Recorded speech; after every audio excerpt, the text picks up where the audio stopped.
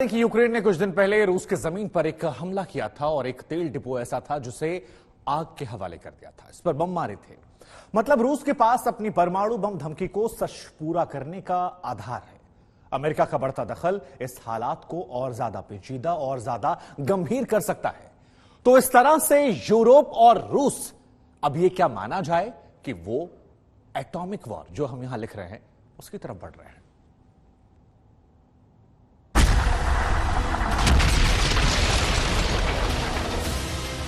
ये अमेरिका के सबसे अत्याधुनिक एटम बॉम्ब के ड्रॉप टेस्ट की तस्वीरें अभी आपने देखी।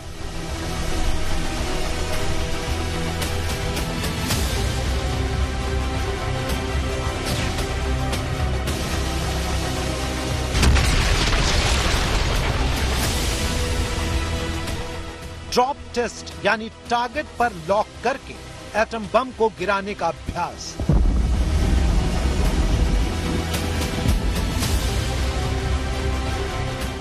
शायद ही पहले कभी आपने एटम बम का ऐसा रिहर्सल देखा हो।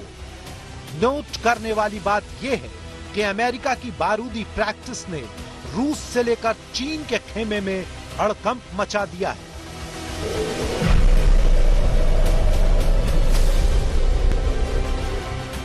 यहां आपको यह समझना है, या यूं कहें बहुत गौर से सुनना है, कि ड्रॉप टेस्ट उस वक्त किया जाता है जब किसी टारगेट को तय करके एटम बम गिराने की तैयारी हो।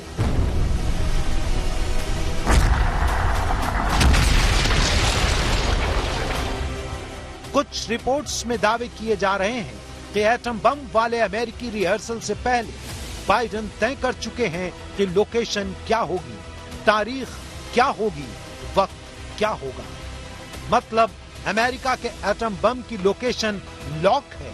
बस फाइनल ऑर्डर मिलते ही विनाशकारी बम अपना कहर बरपा देगा।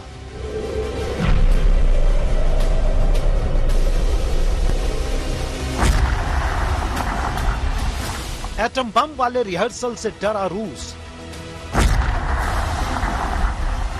एटम बम वाले रिहर्सल से डरा चीन। रूस पर एटमी हमले को तैयार अमेरिका।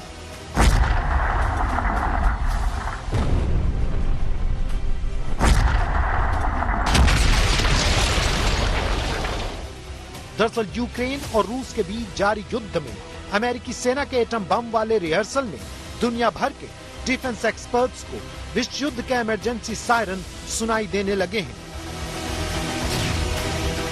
B6112 एटम बम यानी अमेरिका के परमाणु जखीरे का नगीना बहुत कम लोगों को पता है कि B6112 पहले अपने लक्ष्य को खुद तलाशेगा, फिर वहां विनाश की इबारत लिख देगा।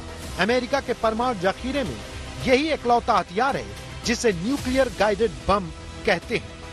फाइटर प्लेन में बैठा अमेरिकी पायलट B6112 को लक्ष्य तक पहुंचाने से पहले तक कंट्रोल कर सकता है। यानी इस एटम बम का निशाना अभेद्य है। डिफेंस एक्सपर्ट बताते हैं कि एटम बम के पिछले हिस्से में पूंछ की तरह एक इंस्ट्रूमेंट लगा होता है जो इसे सटीक हमले करने के लिए लक्ष्य तक पहुंचाने में मदद करता है। चाहे टारगेट आकाश में हो सकता है, चाहे जमीन पर हो सकता है, या फिर चाहे जमीन के नीचे यानी अंडरग्राउंड हो। अमेरिका ने जापान के हिरोशिमा में जो एटम बम गिराया था वो करीब 15 किलो टन का था। इसमें करीब 1.5 लाख लोग मारे गए थे। अब इस आधार पर आप सोचिए 340 किलो टन का एटम बम जब लक्ष्य पर गिरेगा तो क्या होगा।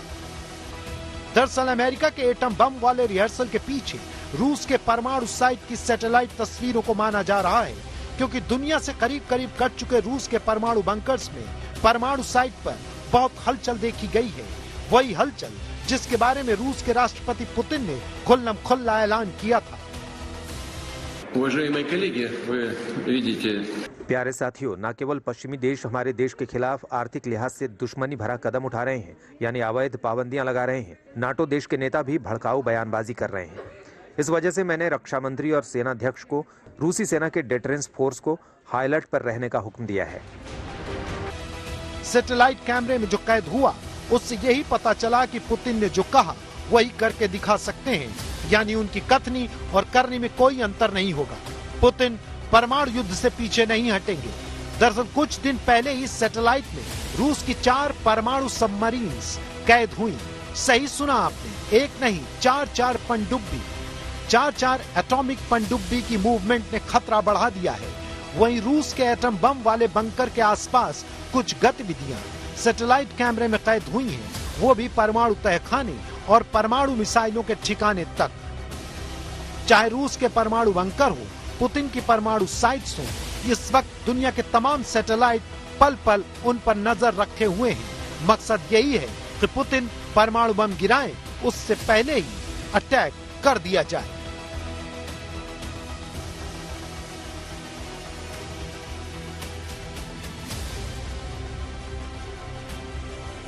क्या पुतिन के एटमी ठिकाने पर होगा हमला? क्या बाइडेन के टारगेट पर है पुतिन के एटमी बंकर? क्या रूस के परमाणु तहखाने को तबाह करेगा अमेरिका? सवाल कई हैं, लेकिन मौजूदा हालात यही इशारा कर रहे हैं कि पुतिन ने एटमी हमले के बारे में सोचा भी तो उससे पहले बाइडेन एटम बम गिरा देंगे। आज तक ब्यूरो।